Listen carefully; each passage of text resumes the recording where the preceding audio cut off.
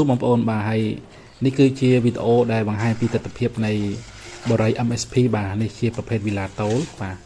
បរិយា MSP នេះស្ថិតនៅក្រោយទីលានវាយកូនគោលបាទណាចូលតាមវត្តភ្នៀតក៏បានចូលតាមវត្តពោធិវ័នក៏បានដែរបងប្អូនបាទហើយបងប្អូនហើយបរិយានេះផងដែរមានទំហំផ្ទះ7ម៉ែត្រគុណនឹង15ម៉ែត្រហើយទំហំដីគឺ10គុណនឹង20បាទបងប្អូនបាទធំមែនតើបាទធំមែនតើបាទហើយអាចចតឡានបានដល់12គ្រឿងបាទចំពោះព័ត៌មានបន្ថែមបងប្អូនអាចតាក់ទងតាម Telegram របស់ខ្ញុំបានដែលមានលេខ015 95 25 77បាទបងប្អូន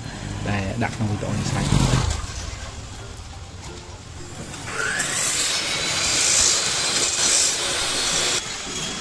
បាទបងប្អូនសូមអរគុណបងប្អូនសូមជម្រាបលា